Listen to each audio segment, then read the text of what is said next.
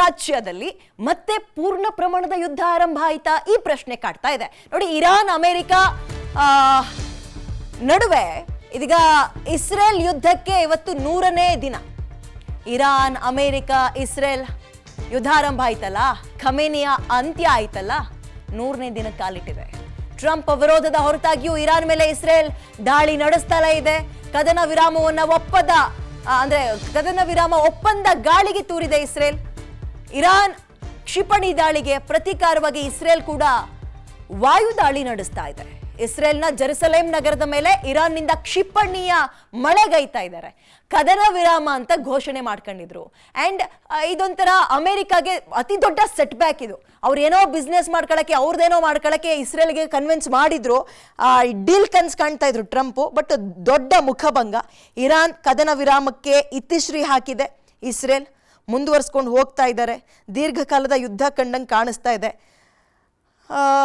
ಇದರ ನಡುವೆ ನೋಡಿ, ನೇರವಾಗೋ ಇಂಡೈರೆಕ್ಟ್ ಆಗೋ ಪೆಟ್ಟು ಬೀಳ್ತಾ ಇರೋದು ಜಾಗತಿಕ ಮಟ್ಟದಲ್ಲಿ. ಇಂಡಿಯಾವೂ ಸೇರಿದಂತೆ ಎಲ್ಲ ದೇಶಗಳು ಕೂಡ ಪೆಟ್ರೋಲು, ಡೀಸೆಲ್ಲು, LPG ಶೇರ್ ಮಾರುಕಟ್ಟೆ ಅಂತೂ ಯದ್ವಾ ತದ್ವಾ ಹೊಡಿತಾ ಇದೆ.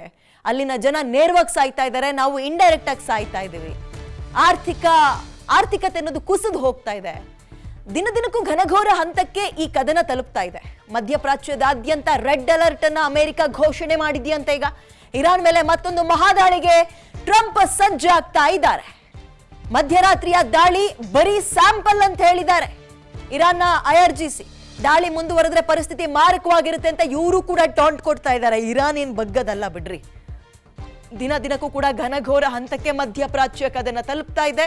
ಮಧ್ಯಪ್ರಾಚ್ಯದಾದ್ಯಂತ ರೆಡ್ ಅಲರ್ಟ್ ಅನ್ನ ಅಮೆರಿಕ ಘೋಷಣೆ ಮಾಡಿದೆ. ಇರಾನ್ ಮೇಲೆ ಮತ್ತೊಂದು ಮಹಾದಾಳಿಗೆ ಟ್ರಂಪ್ ಕೂಡ ಸಜ್ಜಾಗ್ತಾ ಇದ್ದಾರೆ. ಹಾಗಾದ್ರೆ ಈ ಕದನ ವಿರಾಮ ಅನ್ನೋದು ಕೇವಲ ಈಗ ತುಂಬಾ ಓಡ್ತಾ ಇರ್ತೀವಿ, ಸುಸ್ತಾಗಿರುತ್ತೆ, ನೀರ್ ಕುಡಿಯೋಕ್ ಮಾತ್ರ, ಅಥವಾ ಅಗೇನ್ ಮುಂದಕ್ಕೆ ಓಡಕ್ಕೆ ತಯಾರಿಗಳನ್ನು ನಡೆಸ್ಕೊಳ್ಳೋ ರೀತಿಯಲ್ಲಿ ಯುದ್ಧಗಳು ಅದ್ರ ಕದನ ವಿರಾಮ ಅನ್ನುವ ಪದ ಕಾಣಿಸ್ತಾ ಇದೆ. ಎಲ್ಲಿ ಸೀಸ್ ಫೈರ್ ನೋಡ್ತಾ ಇದೀವಿ ನಾವು? ಕದನ ವಿರಾಮ ಅಂತಾರೆ, ಅಲ್ಲಿಗೆ ಮತ್ತೊಂದ್ಸಲ ಆಲ್ ಸೆಟ್ ಅಂತ ರೆಡಿ ಮಾಡ್ಕೊಂತಾರೆ, ಹೊಡಿತಾರೆ. ಕ್ಷಿಪಣಿಗಳು, ಮಿಸೈಲ್ಗಳು ಪಟಾಕಿ ತರ ಸಿಡಿತಾ ಇದ್ದಾವೆ. ಜನ ಹೆಣಗಾಡ್ತಾ ಇದ್ದಾರೆ, ಜೀವ ಕಳ್ಕೊತಾ ಇದ್ದಾರೆ. ಆರ್ಥಿಕತೆ ಮಣ್ಣುಪಾಲಾಗೋಗಿದೆ. ಕೇವಲ ಆ ದೇಶಗಳಲ್ಲಿ ಮಾತ್ರ ಅಲ್ಲ, ನಮ್ಮ ದೇಶವೂ ಸೇರಿದಂತೆ ನಮಗೂ ಕೂಡ ದೊಡ್ಡ ಪೆಟ್ಟನ್ನ ಕೊಡ್ತಾ ಇದೆ. ಜಾಗತಿಕ ಮಟ್ಟದಲ್ಲಿ ಬರೀ ಭಾರತ ಮಾತ್ರ ಅಲ್ಲ. ಹಿಂಗೆ ಮುಂದುವರೆದು ಬಿಟ್ರೆ ಕತೆ ಹೆಂಗೆ? ಎಲ್ಲಿ ತನಕ ಈ ಯುದ್ಧ? ನಿಲ್ಸೋದ್ಯಾರು? ಬುದ್ಧಿ ಹೇಳೋರೆ ಮಣ್ ತಿಂದ್ರೆ ಏನಾಗುತ್ತೆ ಹೇಳಿ? ಹಿಂಗಾಗತ್ತೆ. ಅಮೆರಿಕದ ಪರಿಸ್ಥಿತಿ ಅದೇ ಆಗ್ತಾ ಇರೋದು. ಮಧ್ಯಪ್ರಾಚ್ಯ ಯುದ್ಧದಿಂದ ಭಾರತದ ಮೇಲೆ ಏನೇನ್ ಪರಿಣಾಮ ಆಗುತ್ತೆ ಇದನ್ನ ನೋಡ್ತಾ ಹೋಗೋಣ. ಇದು ತುಂಬಾ ಪ್ರಮುಖವಾದ್ದು ನಮಗೆ. Number 1, petrol, diesel, gas. ಇಲ್ಲಿ ತನಕ ಏನ್ ನೋಡ್ತಾ ಇದ್ವಿ, ಇದೇನು ಅಲ್ಲ, ಇನ್ನೂ ಜಾಸ್ತಿ ಹೈಕ್ ಆಗುತ್ತೆ.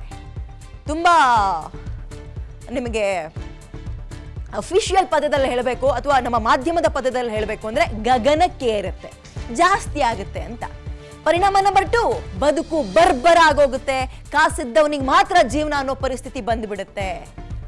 ಪರಿಣಾಮ 3ನೇದು, ರೂಪಾಯಿ ಮೌಲ್ಯ ಮತ್ತೆ ಪಾತಾಳಕ್ಕೆ ಕುಸಿಯುತ್ತೆ. ಈಗಲೇ ನಾವು ಡಾಲರ್ ಮುಂದೆ ರೂಪಾಯಿ ಮಕ್ಕಡೆ ಅಂತ ಇದೀವಿ, ಇನ್ ಮುಂದಕ್ಕೆ ಇನ್ನೇನೋ ಗೊತ್ತಿಲ್ಲ. 4ನೇ ಪರಿಣಾಮ, ಹರ್ಮೋಸ್ ಜಲಸಂಧಿ ಸಂಪೂರ್ಣ ಬಂದ್ ಆಗ್ಬೋದು. 5ನೇ ಪರಿಣಾಮ, ಹರ್ಮೋಸ್ ಜಲಸಂಧಿ ಅಲ್ಲಿ ಬಂದಾದ್ರೆ ನಮ್ಗೇನು ಅಂತ ಅನ್ಕೋಬಹುದು ನೀವು. ಕಚ್ಚಾ ತೈಲಗಳೆಲ್ಲ ಬರ್ತಾ ಇರೋದೇ ಅಲ್ಲಿಂದ ಅಲ್ವಾ. 70% ಸ್ಟಾಪ್ ಆಗ್ಬಿಟ್ರೆ ಎಲ್ಲಿಗೆ ಹೋಗೋಣ? ಮತ್ತೆ ಭಾರತಕ್ಕೆ ತೈಲ ಮತ್ತು ಗ್ಯಾಸ್ ಪೂರೈಕೆಯಲ್ಲಿ ದೊಡ್ಡ ಪ್ರಮಾಣದಲ್ಲಿ ವ್ಯತ್ಯಯ ಇನ್ನು ಮುಂದಿನ ದಿನಗಳಲ್ಲಿ ಕಾಣಬಹುದು. ಪರಿಣಾಮ 6, ಎಲ್ಲ ಅಗತ್ಯ ವಸ್ತುಗಳು ಮತ್ತಷ್ಟು ದುಬಾರಿ ಆಗುತ್ತೆ. 7ನೇದು, ದೇಶದ ಆರ್ಥಿಕತೆ ಸ್ಥಿತಿಗತಿ ಮೇಲೆ ಯುದ್ಧದ ಮಾರಕ ಪರಿಣಾಮ ಬೀರುತ್ತೆ. ಕದನ ವಿರಾಮ ಉಡೀಸ್ ಮತ್ತೆ ಇರಾನ್, ಅಮೆರಿಕ, ಇಸ್ರೇಲ್ ನಡುವೆ ಹೊತ್ತಿ ಉರಿತಾ ಇದೆ ಈ ಯುದ್ಧದ ವಾತಾವರಣ. ಪರಿಣಾಮ ನಮಗೆ ಹಿಂಗಾಗುತ್ತೆ, ಬೇರೆ ಬೇರೆ ದೇಶಗಳಿಗೂ ಹೀಗಾಗುತ್ತೆ. ಅಮೆರಿಕ ಯಾವಾಗ ಬುದ್ಧಿ ಕಲಿಯುತ್ತೋ ಗೊತ್ತಿಲ್ಲ. ಇಸ್ರೇಲ್ ಅಂತೂ ಬಿಡೋದೇ ಇಲ್ಲ ಅನ್ನೋ ಒಂದು ಪಣ ತೊಟ್ಟಿದೆ. ಇರಾನ್ ಕೂಡ ನೀವು ಬನ್ನಿ, ಅಮೆರಿಕನು ಕರ್ಕೊಬನ್ನಿ, ಯಾರನ್ನಾದ್ರೂ ಕರ್ಕೊಬನ್ನಿ, ನಾವು ಕೊನೆ ಉಸಿರಿರೋವರೆಗೂ, ನಮ್ಮ ಸರ್ವೋಚ್ಚ ನಾಯಕ ಖಮೇನಿಯನ್ನ ಮುಗಿಸ್ಬಿಟ್ರಲ್ಲ, ನಿಮ್ಮ ಉಸಿರು ನಿಲ್ಸೋವರೆಗೂ ಅಥವಾ ನಮ್ಮ ಉಸಿರಿರೋವರೆಗೂ ನಾವು ಹೋರಾಟ ಮಾಡ್ತೀವಿ, ಫೈಟ್ ಮಾಡ್ತೀವಿ ಅಂತ ಅವರು ರೆಡಿ ಆಗಿದ್ದಾರೆ. ಅಕ್ಕಪಕ್ಕದ ದೇಶಗಳು ನಲುಗಿ ಹೋಗ್ತಾ ಇದೆ. ನಿವೃತ್ತ ಏರ್ ಮಾರ್ಷಲ್ ಮುರಳಿ ಅವರು ನಮ್ಮ ಜೊತೆಗೆ ಈಗ ಲೈವಿಗೆ ಜಾಯ್ನ್ ಆಗ್ತಾ ಇದ್ದಾರೆ. ಮಾತಾಡ್ಸೋಣ. ಸರ್ ನಮಸ್ಕಾರ, ನನ್ನ ಧ್ವನಿ ನಿಮಗೆ ಕೇಳಿಸ್ತದೆ ಅನ್ಕೊಳ್ತೀನಿ. ಕದನ ವಿರಾಮ ಅಂತಾರೆ, ಮತ್ತೆ ಶುರು ಮಾಡ್ತಾರೆ. ಕದನ ವಿರಾಮ ಅಂತಾರೆ, ಮಿಸೈಲ್ ಮಳೆ ಹಾಕ್ತಾರೆ. ಹೆಂಗ್ ಸರ್ ಇವ್ರನ್ನ ನಂಬೋದು? ಕದನ ವಿರಾಮ ಮೊದಲನೇ ದಿವಸದಿಂದ ಅದನ್ನ ಏಪ್ರಿಲ್ ಕದನ ವಿರಾಮ ಘೋಷಣೆ ಮಾಡಿದ್ರು ಟ್ರಂಪ್. ಆಮೇಲೆ Iran. Murali sir, I am really sorry, extremely sorry, ಸ್ವಲ್ಪ ಟೆಕ್ನಿಕಲ್ ಇಶ್ಯೂ ಇದೆ ಅಂತ ಕಾಣುತ್ತೆ. ನನ್ನ ಟೀಮ್ ನಿಮ್ಮನ್ನ ಮತ್ತೆ ಕಾಂಟ್ಯಾಕ್ಟ್ ಮಾಡುತ್ತೆ. ಇದು ದೀರ್ಘಕಾಲದ ಯುದ್ಧ ಆಗುತ್ತಾ ಅನುಮಾನ ಕಾಡ್ತಾ ಇದೆ. ದೀರ್ಘಕಾಲದ ಯುದ್ಧ ಆಗ್ಬಿಟ್ರೆ ನಾವುಗಳೆಲ್ಲ ಇಲ್ಲಿ ತನಕ ಏನು ಪ್ರೈಸ್ ಹೈಕ್ ಅಂತ ನೋಡ್ತಾ ಇದ್ವಿ, ಅದು 10-20 ಪಟ್ಟು ಜಾಸ್ತಿ ಆಗುತ್ತೆ ರೀ ಮುಂದಕ್ಕೆ. ಯಾವ ಸರ್ಕಾರ ಇದ್ರೂ ಕೂಡ ಅದನ್ನ ಮ್ಯಾನೇಜ್ ಮಾಡೋಕ್ಕೆ ಕಷ್ಟ ಆಗುತ್ತೆ. ಇದರ ನಡುವೆ ಅಮೆರಿಕ ತಲೆ ಕೆಟ್ಟೋ ರೀತಿಯಲ್ಲಿ ಟ್ಯಾರಿಫ್ಗಳನ್ನು ಹಾಕ್ತಾ ಇರುತ್ತೆ, ತಲೆ ಕೆಟ್ಟ ರೀತಿಯಲ್ಲೇ ವರ್ತಿಸ್ತಾ ಇದ್ದಾರೆ. ಅವರ ಅಧ್ಯಕ್ಷರ ಮೇಲೆ ಅಲ್ಲಿರೋರೇ ಕ್ಯಾಕರಿಸಿ ಚೀತು ಅಂತ ಹೋಗಿತಾ ಇದ್ದಾರೆ ಅವ್ರು ತಗೊಳ್ತಾ ಇರುವ ಡಿಸಿಷನ್ಗಳಿಗೆ. ಇದರ ನಡುವೆ ಅದು ಯಾವಾಗ ಚೆನ್ನಾಗಿರ್ತಾರೋ, ಯಾವಾಗ ಕದನ ವಿರಾಮ ಅಂತಾರೋ, ಯಾವಾಗ ಅವ್ರಿಗೆ ತಲೆ ಕೆಡುತ್ತೋ ಮತ್ತೆ ಅವ್ರ ಮೇಲೆ ಅಟ್ಯಾಕ್ ಮಾಡ್ತಾರೋ, ಇದೆಲ್ಲವೂ ಆಗ್ತಾ ಇದೆ ನೋಡಿ. Iran versus Israel, Iran versus America, ಅದರ ನಡುವೆ ಸುತ್ತಮುತ್ತ ಇರುವಂತಹ ನೀವು ದುಬೈ ತಗೊಳ್ಳಿ, ಅಂದರೆ ಮಧ್ಯಪ್ರಾಚ್ಯ ದೇಶಗಳು ತಗೊಳ್ಳಿ, ಅವು ಕೂಡ ನಲುಗಿ ಹೋಗ್ತಾ ಇದ್ದಾವೆ. ಅವರೆಲ್ಲರೂ ಆಲ್ಮೋಸ್ಟ್ ನಂಬ್ಕೊಂಡಿದ್ದು ಈ ಕಚ್ಚಾ ತೈಲವನ್ನು ನಮ್ಗಳಿಗೆ ಮಾರೋದು, ಅದರ ಹಣದಲ್ಲಿ ಜೀವನ ಮಾಡೋದು. ಈ ಕಡೆ ಅದು ಸಿಗದೆ ನಾವು ಒದ್ದಾಡ್ತಾ ಇದ್ದೀವಿ. Petrol, diesel, LPG gas hike ಆಗ್ತಾ ಇದೆ. ಮತ್ತೊಂದು ಕಡೆ ಅವ್ರಿಗೂ ಅದನ್ನು ಮಾರದೆ ಆರ್ಥಿಕತೆ ಅವ್ರಿಗೂ ಕೂಡ ಪೆಟ್ಟು ಬೀಳುತ್ತೆ. ಅಗೇನ್ ಮುರಳಿ ಸರ್ ನನ್ನ ಜೊತೆಗೆ ಜಾಯಿನ್ ಆಗಿದ್ದಾರೆ. ಆಮೇಲೆ ಆಡಿಬಲ್ ನಾವು ಸರ್? Yes sir. ಈಗ ಇದು ದೀರ್ಘಕಾಲದ ಯುದ್ಧ ಅಂತ ಅನ್ಸುತ್ತಾ ನಿಮಗೆ? ಹೌದು ಅನ್ನೋದಾದ್ರೆ ಇನ್ನು ಯಾವೆಲ್ಲ ಪ್ರಮಾಣದ ಪೆಟ್ಟನ್ನ ಜಾಗತಿಕವಾಗಿ ದೇಶಗಳು ತಿನ್ಬೇಕಾಗುತ್ತೆ ಸರ್? ನೋಡಿ, ಇದು ಖಂಡಿತ ಇದು ಮುಂದುವರಿಯುವಂತಹ ಯುದ್ಧ, ಅದು ಇಲ್ಲಿಗೆ ಮುಗಿಯಲ್ಲ. ಅದಕ್ಕೆ ಒಂದು ತುಂಬಾ ಬ್ಯಾಕ್ ಗ್ರೌಂಡ್ ಇದೆ. ಫಸ್ಟ್ ನಾವು ಬ್ಯಾಕ್ ಗ್ರೌಂಡ್ ಅರ್ಥ ಮಾಡ್ಕೋಬೇಕು. ನೋಡಿ, 1979 ಇಂದ ಇರಾನ್ ಮತ್ತು ಇಸ್ರೇಲ್ ಮತ್ತು ಯುನೈಟೆಡ್ ಸ್ಟೇಟ್ಸ್ ಮಧ್ಯ ಬಹಳ ವಿಪರೀತ ವೈರತ್ವ ಇದೆ. ಅವರು ಇಸ್ರೇಲ್ ಫಾರ್ಮೇಶನ್, 2 ಸ್ಟೇಟ್ ಫಾರ್ಮೇಶನ್ ನ ಇರಾನ್ ಯಾವತ್ತೂ ಒಪ್ಕೊಳ್ಳಿಲ್ಲ. ಆ ಪೂರ್ತಿ ಇಸ್ರೇಲ್ ನಿರ್ನಾಮ ಮಾಡಿ ಅಲ್ಲಿ ಪ್ಯಾಲೆಸ್ಟೈನ್ಸ್ ನ ತಂದಿಡಬೇಕು ಅಂತ ಇರಾನ್ ಮೊದಲನೇ ದಿವಸದಿಂದ ಅವರು ಗಲಾಟೆ ಮಾಡ್ತಾ ಇದ್ದಾರೆ. 1979 ಇಸ್ಲಾಮಿಕ್ ರೆವಲ್ಯೂಷನ್ ಆದ್ಮೇಲೆ ಶುರು ಆಗಿತ್ತು. ಆಮೇಲೆ ಅಮೆರಿಕಾನು ಏನು ಬಹಳ ಒಳ್ಳೆ ಕೆಲಸ ಮಾಡಿಲ್ಲ. ಅವ್ರೇನ್ ಮಾಡಿದ್ರು, democratically elected president of Iran Mohammad ಅವ್ರನ್ನ ಓಡಿಸ್ಬಿಟ್ಟು ಶಾ ಆಫ್ ಇರಾನ್ ತಂದು ಕೂಡಿಸಿದ್ರು. ಸೊ ಶಾ ಆಫ್ ಇರಾನ್ ಅವನ ಕಾಲದಲ್ಲಿ ಬೇಕಾದಷ್ಟು ಅತ್ಯಾಚಾರಗಳು ನಡೆದಿದೆ ಅನ್ನುವಂತ ಮಾತೆಲ್ಲ ಇದೆ. ಇದರಿಂದ ಶಾ ಆಫ್ ಇರಾನ್ ಎತ್ತಂಗಡೆ ಮಾಡಿ ಅವನ್ನ ಅಮೆರಿಕಾಗೆ ಅವನು ಓಡಿಸಿ, ಆಗ ಸುಪ್ರೀಂ ಲೀಡರ್ ಅಯತುಲ್ಲಾ ಖೊಮೇನಿ ಬಂದಿದ್ದೆ. ಅವನು ಬಂದ ದಿವಸದಿಂದ ಒಂದೇ ಹೇಳ್ತಾ ಇರೋದು, America is a great ಸಾಟನ್. America ಆ ಜಿಯೋನಿಸ್ಟ್ ಫೋರ್ಸಸ್ ನಾವು ಹೊಡಿಲೇಬೇಕು. ಮೊದಲನೇ ದಿವಸದಿಂದ ಅವನು ಅಮೆರಿಕ ವಿರುದ್ಧ ವಿಷ ಕಾರ್ತಾ ಇದ್ದಾನೆ. ಇದು ಏದನ್ ಮಧ್ಯೆ ಬೇಕಾದಷ್ಟು ಅಮೆರಿಕ ಇರಾನ್ ಮಧ್ಯ ಮಾತಿನ ಚಕಮಕಿಗಳು ನಡೀತಾನೆ ಇದೆ. ಆದರೆ ಇರಾನ್ ಘೋಷಣೆ ಮಾಡಿದ್ರು, ನಾವು ನ್ಯೂಕ್ಲಿಯರ್ ಇದನ್ನ ಎನ್ರಿಚ್ಮೆಂಟ್ ಫೆಸಿಲಿಟಿ ನಾವು ಮಾಡ್ತೀವಿ, ನ್ಯೂಕ್ಲಿಯರ್ ವಾರೆಂಟ್ಸ್ ಮಾಡ್ತೀವಿ ಅಂತ. ಅದರಿಂದ ಅಮೆರಿಕ ಹೆದರಿಕೆ ಆಯ್ತು. ಅವ್ರು ಅನ್ಕೊಂಡ್ರು ನ್ಯೂಕ್ಲಿಯರ್ ಮಾಡಕ್ ಬಿಟ್ರೆ ಅಮೆರಿಕ ಇದನ್ನ ಇರಾನ್ನ ಅವ್ರು ಅದೇ ಇದರ ಪರಮಾಣು ಅಸ್ತ್ರನ ನಮ್ಮೇಲೆ ಉಪಯೋಗಿಸಿ ನಮ್ಮನ್ನು ಹೊಡಿತಾರೆ ಅನ್ನೋ ಹೆದರಿಕೆ ಅವ್ರಿಗೆ ಬಂತು. ಆದ್ರಿಂದ ಅವ್ರೇನ್ ಮಾಡಿದ್ರು, ಇಲ್ಲ ನೀವು ಇದನ್ನ ನಾನ್ ಪ್ರೊಲಿಫರೇಷನ್ ಟ್ರೀಟಿ ನೀವು ಸೈನ್ ಮಾಡಿಲ್ಲ, ನಿಮ್ಮ ಹತ್ರ ಏನೇನು ನ್ಯೂಕ್ಲಿಯರ್ ಪರಮಾಣು ಅಸ್ತ್ರಗಳಿದೆ ಅದನ್ನ ನಾವು ಇನ್ಸ್ಪೆಕ್ಟ್ ಮಾಡ್ತೀವಿ ಅಂತ IAEA ಇದು ಇಂಟರ್ನ್ಯಾಷನಲ್ ಅಟಾಮಿಕ್ ಎನರ್ಜಿ ಇದನ್ನ ಕಮಿಷನ್ ನ ಕಳ್ಸಿದ್ರು.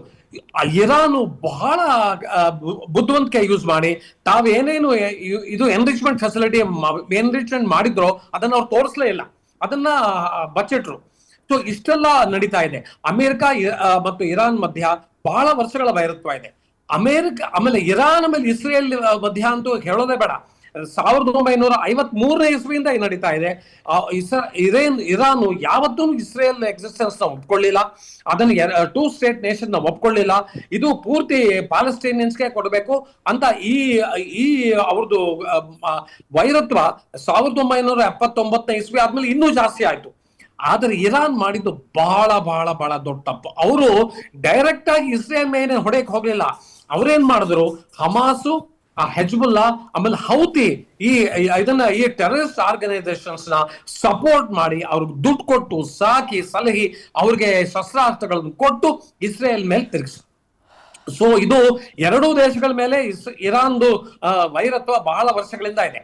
ಆಮೇಲೆ ಇನ್ನೊಂದು ಬಹಳ ದೊಡ್ಡ ತಪ್ಪು ಅಂದ್ರೆ, ಇವತ್ತು ಸ್ಟೇಟ್ ಆಫ್ ಹೋರ್ಮಸ್ ಅಂತ ನಾವೇನ್ ಕರಿತೀವಿ, ಆ 33 ಕಿಲೋಮೀಟರ್ ವೈಡ್ ಸ್ಟೇಟ್ ಆಫ್ ಹೋರ್ಮಸ್, ಅದು ಒಮಾನ್ ಆಮೇಲೆ ಇರಾನ್ ಮಧ್ಯ ಇರುವಂತಹ ಸ್ಟೇಟ್, ಅದು ಇದು ಸಾಗರ ಶ್ರೇಣಿ ಅದು ಇಂಟರ್ನ್ಯಾಷನಲ್ ವಾಟರ್ಸ್. ಇವ್ರು ಇರಾನ್ ಏನ್ ಮಾಡಿದ್ರು, ಇಲ್ಲ ಅದನ್ನ ಟೆರಟೋರಿಯಲ್ ವಾಟರ್ಸ್ ನಮಗ್ ಸಂಬಂಧ, ನಮ್ದು ಅದು ನಮ್ಮ ಒಳಪಟ್ಟಿದ್ದು, ನೀವು ಅಲ್ಲಿ ನಿಮ್ಮ ಇದನ್ನ ಹಡಗುಗಳನ್ನು ತಗೊಂಡು ಹೋಗ್ಬೇಕಾದ್ರೆ ನಮ್ಗೆ ಸುಂಕ ಕಟ್ಟಿ ಅನ್ನೋದು ಹೊಸ ವರ್ಡ್. ಸೊ ಟ್ರಂಪ್ ನೋಡಿ, ತಿರ್ಗಾ ವಾಪಸ್ ಹೋಗೋಣ ಟ್ರಂಪ್ ಅಡ್ಮಿನಿಸ್ಟ್ರೇಷನ್ ಆಮೇಲೆ ಅಮೆರಿಕ ವಿಷಯವಾಗಿ. ಟ್ರಂಪ್ ಮೊದಲನೇ ಸಾರಿ ಬಂದಾಗ್ಲೇನೆ ಇದನ್ನ ಇರಾನ್ ಮೇಲೆ ಅವನು ಬಹಳ ಸ್ಯಾಂಕ್ಷನ್ಸ್ ಆಗ್ದ, ಅವರ ಅಸೆಟ್ಸ್ ಎಲ್ಲ ಫ್ರೀಸ್ ಮಾಡಿದ. 29 ಬಿಲಿಯನ್ ಡಾಲರ್ ಇದನ್ನ ಅಸೆಟ್ಸ್ ಇರಾನ್ದು ಅವ್ನು ಫ್ರೀಸ್ ಮಾಡಿದ್ದಾನೆ. ಬೇಕಾದಷ್ಟು UN ಸ್ಯಾಂಕ್ಷನ್ಸ್ ಆಗಿದೆ. US ರೆಸೊಲ್ಯೂಷನ್ ಇದು 2362 ಮೂಲಕ ಬೇಕಾದಷ್ಟು ಸ್ಯಾಂಕ್ಷನ್ಸ್ ಹಾಕಿದ್ದಾರೆ ಇರಾನ್ ಮೇಲೆ. ಅವ್ರದ್ದು ಎಕಾನಮಿನ ಕ್ರಿಪಲ್ ಮಾಡಿದ್ದಾರೆ. ಇಷ್ಟೆಲ್ಲ ಆಯ್ತು ಅಮೆರಿಕ, ಇಷ್ಟೆಲ್ಲ ಟ್ರಂಪ್ ಅಡ್ಮಿನಿಸ್ಟ್ರೇಷನ್ ಫಸ್ಟ್ ಎಡಿಷನ್ ಅಲ್ಲಿ ಈ ತರ ಆಯ್ತು. ಎರಡನೇ ಸಾರಿ ಟ್ರಂಪ್ ಬಂದಾಗ ಇದು ಬಹಳ ಬಹಳ ಇಂಪಾರ್ಟೆಂಟ್, ಇದಕ್ಕೆ ನಾವು ಗಮನ ಕೊಡ್ಬೇಕು. ಟ್ರಂಪ್ ಇದನ್ನ ಇರಾನ್ ವಿರುದ್ಧ ಮಾತಾಡ್ತಾ ಇದ್ದ, ಆಮೇಲೆ ಮಿಲಿಟರಿ ಬಿಲ್ಡಪ್ ಆಯ್ತು. ಆದರೆ ಟ್ರಂಪ್ನ ಇರಾನ್ ಮೇಲೆ ಹೊಡೆಯಕ್ಕೆ ಪ್ರಚೋದಿಸಿದ್ದು ಬಿಬಿ ನೇತನ್ಯಾಹು, ಅದು ಇಸ್ರೇಲು. ಇವನು ಇಷ್ಟೆಲ್ಲ ತೊಂದರೆಗೆ ಕಾರಣ ಇಸ್ರೇಲ್ ಏನ್ ಮಾಡಿದ್ರು, ಅಮೆರಿಕಾಗೆ ನಾವು ಇರಾನ್ ಹೊಡೆದ್ರೆ ನಮ್ಗೆ ಉಳಿಗಾಲ, ಹಂಗೆ ಬಿಟ್ಬಿಟ್ರೆ ಅವರು ನಮ್ಮನ್ನು ಹೊಡಿತಾರೆ. ಈಗ ಇದನ್ನ ಅಮೆರಿಕ ಮೇಲೆ ಪರಮಾಣು ಅಸ್ತ್ರಗಳನ್ನ ಹಾಕುವಂತ ಚಾನ್ಸಸ್ ಇದೆ. ಆದ್ರಿಂದ ನಾವು ಇರಾನ್ ಮೇಲೆ ನಾವು ಯುದ್ಧ ಸಾರಲೇಬೇಕು ಅಂತ ಟ್ರಂಪ್ ಒಪ್ಪಿಸ್ಬಿಟ್ಟು ಅವ್ರೇನ್ ಮಾಡಿದ್ರು, ಫೆಬ್ರವರಿ 28ನೇ ತಾರೀಕು ಈ ವರ್ಷ ಸರ್ ತುಂಬಾ ಅದ್ಭುತವಾಗಿ ಯಾಕೆ ಇವ್ರುಗಳಿಗೆ ವೈರತ್ವ ಆರಂಭ ಆಯ್ತು ಅಂತ ಹೇಳಿದ್ರಿ. ಅಂಡ್ ಯುದ್ಧ ಶಾಶ್ವತ ಪರಿಹಾರ ಅಲ್ವೇ ಅಲ್ಲ. ಯುದ್ಧದಲ್ಲಿ ಒಂದು ಜನಜನಿತ ಮಾತೇನಪ್ಪಾ ಅಂದ್ರೆ, ಯುದ್ಧದಲ್ಲಿ ಸೋತವನು ಸಾಯ್ತಾನೆ ಅಂತ. ಬಟ್ ಇದರಲ್ಲಿ ದೊಡ್ಡಣ್ಣ ಅಂತ ಅನಿಸ್ಕೊಂಡಿರೋವನ್ನೇ ದಡ್ಡತನ ಮಾಡಿದಾಗ ಇದಕ್ಕೆ ಅಂತ್ಯ ಯಾವಾಗ ಸರ್? ಡೈರೆಕ್ಟ್ ಆಗೋ ಇಂಡೈರೆಕ್ಟ್ ಆಗೋ ಇಡೀ ವಿಶ್ವದ ಮೇಲೆ ಪರಿಣಾಮ ಬೀರ್ತಾ ಇದೆಯಲ್ಲ. ವಿಶ್ವಸಂಸ್ಥೆ ಅಂತ ಅನಿಸ್ಕೊಂಡಿರೋರು ಏನ್ ಮಾಡ್ಬೇಕು? ಹಿಂಗೆ ನಡೀತಾ ಇದ್ರೆ ಕತೆ ಹೆಂಗೆ? ಇಲ್ಲ ನೋಡಿ, ಮೊದಲನೇದಾಗಿ ಇದರಲ್ಲಿ ವಿಶ್ವಸಂಸ್ಥೆ, ಯುನೈಟೆಡ್ ನೇಷನ್ಸ್ ವಿಶ್ವಸಂಸ್ಥೆ ಅವ್ರ ಕೈಲಿ ಏನು ಮಾಡಕ್ ಆಗ್ತಾ ಇಲ್ಲ. ಹಂಗ್ ನೋಡಕ್ ಹೋದ್ರೆ ವಿಶ್ವಸಂಸ್ಥೆ ಇಲ್ಲಿ ತನಕ ಏನು ಮಾಡಿ, ನಾವು ವಿಶ್ವಸಂಸ್ಥೆ ಮೇಲೆ ಯಾವ ತರ ನಾವು ಅವ್ರ ಮೇಲೆ ಸಾಧ್ಯವಿಲ್ಲ. ಹೌದು, ಅದನ್ನ ಒಂದು ಇಂಗ್ಲಿಷ್ ಅಲ್ಲಿ ಅದನ್ನ ವರ್ಣನೆ ಮಾಡ್ಬೇಕಾದ್ರೆ ಟೂತ್ಲೆಸ್ ಟೈಗರ್. ಆಮೇಲೆ ಎರಡನೇದಾಗಿ ಇರಾನ್ ಕಂಪ್ಲೀಟ್ ಆಗಿ ಟ್ರಂಪ್ ಅವರು ಅಂಡರ್ ಎಸ್ಟಿಮೇಟ್ ಮಾಡಿದ್ರು. ಅವ್ರೇನ್ ಅನ್ಕೊಂಡ್ರು, ನಾವು ಇರಾನ್ ನ ಬಗ್ಬಡಿಯೋದು ಏನ್ ಮಹಾ ದೊಡ್ಡ ವಿಷಯ ಅಲ್ಲ, ನಮ್ದು 7th ಫ್ಲೀಟ್ ಅಲ್ಲಿ ಹೋಗುತ್ತೆ, ನಮ್ದು F-35 ಏರ್ ಗಾರ್ಡ್ ಇರ್ಬೋದು, ನಮ್ದು F-15 ಇರ್ಬೋದು, ನಮ್ದು KC-130 ನಮ್ಮ ಹತ್ರ ಅದ್ಭುತವಾದಂತ ಇದನ್ನ US ಏರ್ ಫೋರ್ಸ್ ಇದೆ, US ಮರೀನ್ಸ್ ಇದೆ. ನಾವು ನಮ್ಮ ಸಾಟಿ ಯಾರು ಇಲ್ಲ ಈ ಜಗತ್ತಿನಲ್ಲಿ ಎನ್ನುವಂತಹ ಒಂದು ಇದನ್ನ ಕಾನ್ಫಿಡೆನ್ಸ್ ಫೆಬ್ರವರಿ 28ನೇ ತಾರೀಕು ಇರಾನ್ನ ಹೊಡೆದ್ರು. ಆದ್ರೆ ಟ್ರಂಪ್ಗೆ ಈ ವಿಷಯ ಗೊತ್ತಿರಲಿಲ್ಲ. ಇರಾನು ಹೊಡೆಸ್ಕೊಂಡು ಚೇತರಿಸ್ಕೊಂಡು ವಾಪಸ್ ಹೊಡಿತಾರೆ ಅನ್ನೋ ಐಡಿಯಾ ಅವ್ರಿಗಿರ್ಲಿಲ್ಲ. ಆಮೇಲೆ ಇನ್ನೊಂದೇನು ಅಂದ್ರೆ, ಇವತ್ತು ಇರಾನ್ದು ಗೇಮ್ ಪ್ಲಾನ್ ನೋಡಿ, ನೀವು ನಮ್ಮನ್ನು ಹೊಡಿತೀರಾ, ಬಹಳ ಸಂತೋಷ, ಹೊಡಿರಿ. ನಿಮ್ಮ ಬೇಸಸ್ಸು ಇದರಲ್ಲಿ ಪಕ್ಕದ ದೇಶಗಳಿದಲ್ಲ, ಬಹ್ರೇನ್ ಇರ್ಬೋದು, ಕುವೈತ್ ಇರ್ಬೋದು, ಎಮಿರೇಟ್ಸ್ ಇರ್ಬೋದು, ಅಥವಾ ಸೌದಿ ಇರ್ಬೋದು, ಅಥವಾ ಜೋರ್ಡನ್ ಇರ್ಬೋದು, ಅಥವಾ ಈಜಿಪ್ಟ್ ಇರ್ಬೋದು, ಅಲ್ಲಿ ಹೊಡಿತೀವಿ ನಾವು. ಅವ್ರೇನ್ ಮಾಡಿದ್ರು, ಎಮಿರೇಟ್ಸ್ ಅಲ್ಲಿ ಎಂತೆಂತ ಯಾವ ತರ ಹೊಡೆದಿದ್ದಾರೆ ಅಂದ್ರೆ, ಅವ್ರು ದುಬೈ ಇಂಟರ್ನ್ಯಾಷನಲ್ ಏರ್ಪೋರ್ಟ್ ಹೊಡೆದಿದ್ದಾರೆ, ಬಹ್ರೇನ್ ಅಲ್ಲಿ ಹೊಡೆದಿದ್ದಾರೆ, ಆಮೇಲೆ ಕುವೈತ್ ಅಲ್ಲಿ ಹೊಡೆದಿದ್ದಾರೆ, ಸೌದಿಲಿ ಹೊಡೆದಿದ್ದಾರೆ. ಸೊ ಇವ್ರು ಎಲ್ಲಾ ದೇಶಗಳನ್ನು ಇವರು ಈ ಯುದ್ಧಕ್ಕೆ ಡೈರೆಕ್ಟ್ ಆಗಿ ಇಲ್ದಿದ್ರು ನೋಡಿ, ಇಂಡೈರೆಕ್ಟ್ ಆಗಿ ಕಳ್ಕೊಂಡ್ ಬಂದಿದ್ದಾರೆ. ನೀನ್ 2 ಕಣ್ ಕೆತ್ತರು ಪರವಾಗಿಲ್ಲ, ನಿನ್ 1 ಕಣ್ಣಿಗೆ ಡ್ಯಾಮೇಜ್ ಅಂತೂ ನಾನು ಮಾಡೇ ಮಾಡ್ತೀನಿ ಅಂತ ಮಾಡ್ತೀನಿ. ಆಮೇಲೆ ಇನ್ನೊಂದು, ಇದನ್ನ ಟ್ರಂಪ್ ಕನಸಲ್ಲೂ ಯೋಚನೆ ಮಾಡಿರಲಿಲ್ಲ. ಅವ್ರೇನ್ ಮಾಡಿದ್ರು, ಫಸ್ಟ್ ಸ್ಟ್ರೇಟ್ ಆಫ್ ಹಾರ್ಮುಜ್ನ ಅವರು ಇದನ್ನ ಪೂರ್ತಿ ಅವರು ವಶಪಡಿಸ್ಕೊಂಡ್ಬಿಟ್ರು. ಯಾವ ಇದನ್ನ ಟ್ರೇಡ್ ಶಿಪ್ಸು, ಯಾವ ಹಡಗುಗಳು ಇದನ್ನ ಫ್ಯೂಲ್ ತಗೊಂಡು, ಇದನ್ನ ಕ್ರೂಡ್ ಆಯಿಲ್ ತಗೊಂಡು ಸ್ಟ್ರೇಟ್ ಆಫ್ ಹಾರ್ಮುಜ್ ಅಲ್ಲಿ ಹೋಗಕ್ಕೆ ನಾವು ಬಿಡಲ್ಲ, ಸ್ಟ್ರೇಟ್ ಆಫ್ ಹಾರ್ಮುಜ್ ನಮ್ದು ಅಂತ ಏನ್ ಮಾಡಿದ್ರು, ಅದ್ರ ಮೇಲೆ ಪೂರ್ತಿ ಅದನ್ನ ವಶಪಡಿಸ್ಕೊಂಡು ಮೈನ್ಸ್ ಇದರಲ್ಲಿ ಆ ಸೀನ್ ಅಲ್ಲಿ ಮೈನ್ಸ್ ಹಾಕಿಟ್ಟಿದ್ದಾರೆ, ಮೈನ್ಸ್. ಸೊ ಅದರಿಂದ ಏನಾಯ್ತು, ಈ 30% ಆಯಿಲ್ ಇಡೀ ಜಗತ್ತಿಗೆ ಹೋಗುವಂತ ಆಯಿಲ್ ಸ್ಟ್ರೇಟ್ ಆಫ್ ಹಾರ್ಮುಜ್ ಇಂದನೇ ಬರೋದು. ಆಮೇಲೆ ಅವ್ರ ವಿಷಯ ಎಲ್ಲ ಬಿಡಿ, ನಮ್ ವಿಷಯ ನೋಡ್ಕೋಣ, ನಮ್ ದೇಶದ ವಿಷಯ. ನಮಗ್ ಪೂರ್ತಿ ನಮ್ಗೆ ಆಯಿಲ್ ಬರೋದು, ನಮ್ಗೆ ಕ್ರೂಡ್ ಬರೋದು ಸ್ಟ್ರೇಟ್ ಆಫ್ ಹಾರ್ಮುಜ್ ಇಂದ ಬರುತ್ತೆ. ಸೊ ಏನಾಯ್ತು, ಎಲ್ಲಾರ್ಗು ವಿಪರೀತ ಏಟ್ ಬಿತ್ತು. ಇದು ಬರೇ ನಮಗಷ್ಟೇ ಅಲ್ಲ, ಅಮೆರಿಕಾಗೂ ಏಟು ಬಿದ್ದಿದೆ. ನಾವೇ ಕಣ್ಣಾರೆ ನೋಡಿದೆ ಅಮೆರಿಕಾದಲ್ಲಿ ನಾವು ಯಾವ ತರ ತತ್ತರಿಸ್ತಾ ಇದೀವೋ ಈ ನಮ್ಮ ದೇಶದಲ್ಲಿ, ಅದೇ ತರ ಅಲ್ಲಿ ಅಮೆರಿಕಾ ಜನರು ತತ್ತರಿಸ್ತಾ ಇದ್ದಾರೆ. ಅವ್ರಿಗೂ ಗ್ಯಾಸೋಲಿನ್ ಜಾಸ್ತಿ ಆಗಿದೆ, ಅವ್ರಿಗೂ ಖಾದ್ಯ ಪದಾರ್ಥಗಳು ಜಾಸ್ತಿ ಆಗಿದೆ, ಅವ್ರಿಗೂ ಏಟು ಬಿದ್ದಿದೆ. ಇದನ್ನೆಲ್ಲ ಟ್ರಂಪ್ ಯೋಚನೆ ಮಾಡಿರಲಿಲ್ಲ. ನಮಗೆ ಗೊತ್ತಿರೋ ಒಂದು ಇನ್ಫಾರ್ಮೇಶನ್ ಪ್ರಕಾರ ಪೆಂಟಗನ್, ನಮಗ್ ಗೊತ್ತಿರೋ ಒಂದು ಮಾಹಿತಿ ಪ್ರಕಾರ ಪೆಂಟಗನ್ ಜನರಲ್ಸ್ ಇದನ್ನ ಡೊನಾಲ್ಡ್ ಟ್ರಂಪ್ಗೆ, ಆಮೇಲೆ ಪೀಟ್ ಹೆಗ್ಸೆಟ್ ಡಿಪಾರ್ಟ್ಮೆಂಟ್ ಆಫ್ ವಾರ್ ಅವನ್ನ ಹೆಡ್ ಮಾಡ್ತೀನಿ ಅವನ್ಗೆ ಅವರಿಬ್ಬರಿಗೆ ಇದನ್ನ ಈ ಮಾತು ಹೇಳಿದ್ದಾರೆ ಅನ್ನೋ ಮಾತಿದೆ.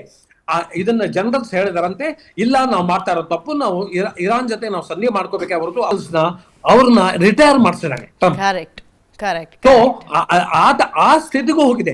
ಅಂದ್ರೆ ಇವತ್ತು ಪೀಟ್ ಹೆಗ್ಸೆಟ್ ಆಮೇಲೆ ಟ್ರಂಪ್ ಸೇರ್ಕೊಂಡು ಅವ್ರೇನ್ ಅನ್ಕೊಂಡ್ಬಿಟ್ರು, ನಾವು ಇರಾನ್ ಬಹಳ ಸುಲಭವಾಗಿ ನಾವು ಹೊಡಿತೇವೆ ಅಂತ. ಇರಾನ್ ಆಮೇಲೆ ದೊಡ್ಡದು ಅವರು ಬೇಕಾದ ಸ್ಟೇಟ್ಮೆಂಟ್ ಕೊಟ್ರು, ಇಂಟರ್ನ್ಯಾಷನಲ್ ಸ್ಟೇಟ್ಮೆಂಟ್. ನಾವು ಇರಾನ್ ನೇವಿನ ಪೂರ್ತಿ ಡಿಕಮಿಷನ್ ಮಾಡಿದ್ವಿ, ಇರಾನ್ ಏರ್ ಫೋರ್ಸ್ ಪೂರ್ತಿ ಡಿಸ್ಟ್ರಾಯ್ ಮಾಡಿದ್ವಿ, ಅವ್ರದ್ದು ಇದನ್ನ ನ್ಯೂಕ್ಲಿಯರ್ ಫೆಸಿಲಿಟೀಸ್ ಎಲ್ಲ ಮಾಡಿದೀವಿ ಅಂತ. ಆಮೇಲೆ ಏಪ್ರಿಲ್ 8ನೇ ತಾರೀಕು ಯಾವಾಗ ಅವ್ರಿಗೆ ಅರ್ಥ ಆಯ್ತು ಇಲ್ಲ ಇರಾನ್ ಹೊಡೆಯೋದು ಕಷ್ಟ ಅಂತ, ಅವ್ರು ಬನ್ನಿ ನಾವು ನಾವು ಟೇಬಲ್ ಮೇಲೆ ಕೂತ್ಕೊಂಡು ಮಾತಾಡೋಣ ಅಂತ ಏಪ್ರಿಲ್ 8ನೇ ತಾರೀಕು ಸಂಧಾನ ಮಾಡಕ್ಕೆ ಪ್ರಯತ್ನಿಸಿದ್ರು. ಆದರೆ ಮೊದಲನೇ ದಿವಸದಿಂದ ಆ ಸೀಸ್ ಫೈರ್ ವರ್ಕ್ ಆಗ್ತಾರೆ. ಕರೆಕ್ಟ್. ಬಹಳ ಅದ್ಭುತವಾದ ವಿಶ್ಲೇಷಣೆ sir. Thank you so much ಇಷ್ಟೊತ್ತು ನಮ್ಮ ಜೊತೆಗೆ ಸಮಯವನ್ನ ಕಳೆದಿದ್ದಕ್ಕೆ. Thank you so much.